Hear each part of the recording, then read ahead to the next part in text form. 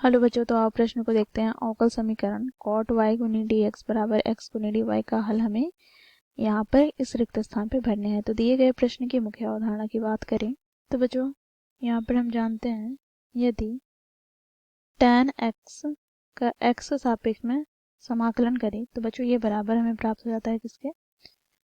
तो देखो यहाँ पर minus log mod cos x plus का c यहाँ पर समाकलन अचर है।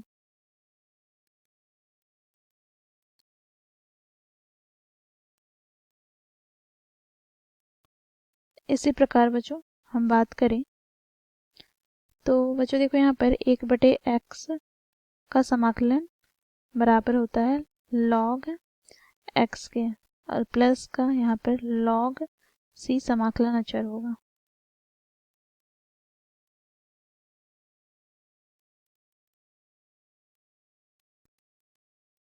तो इस मुख्य अवधारणा की सहायता से हम दिए गए प्रश्न को हल करते हैं।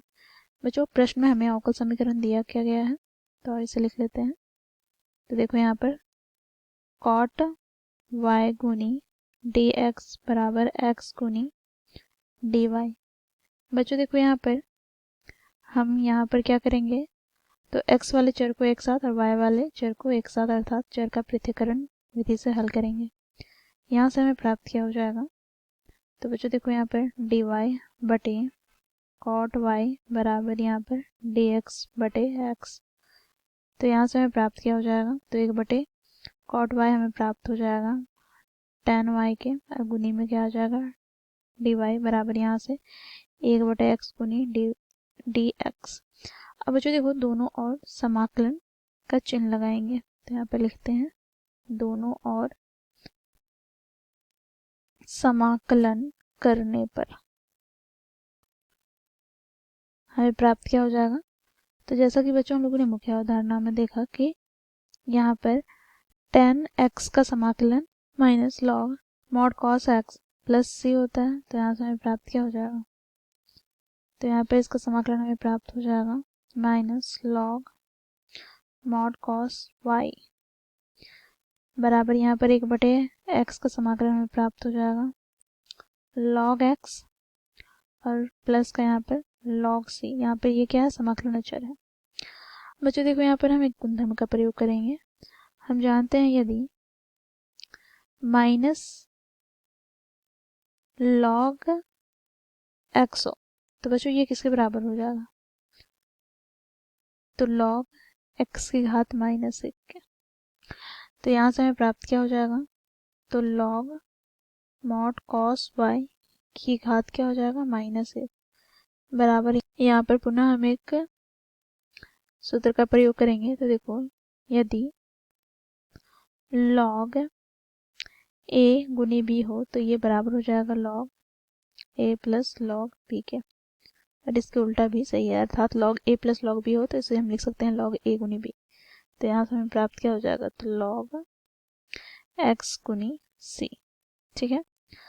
अब बच्चों देखो यहाँ से हमें प्राप्त हो जाएंगे क्या तो बच्चों देखो यहाँ पर mod cos y की होल घात क्या है -1 बराबर बच्चों देखो ये लोग इधर आ जाएगा तो e की घात में आ जाएगा log x गुनी c। और बच्चों हम जानते हैं कि e की घात log x बराबर हो जाता है x के। तो यहाँ से हमें प्राप्त क्या हो जाएंगे तो यहाँ से हमें प्राप्त हो जाएगा बच्चों mod cos y की घात -1 अर्थात इसका प्रतिलोम बराबर हो जाएगा x गुनी c के। बच्चों देखो यहाँ पर इसे हम क्या लिख सकते हैं तो 1/cos y बराबर क्या हो जाएगा x गुनी c। तो 1/cos y को क्या लिख सकते हैं तो sec y। तो sec y बराबर हमें प्राप्त क्या होगा तो x गुनी c।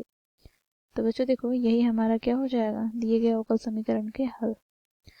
यहाँ पर हम लिखेंगे क्योंकि sec x बराबर क्या होता है सॉरी यहाँ पे थीटा लिख देते हैं sec थीटा बराबर 1/cos थीटा।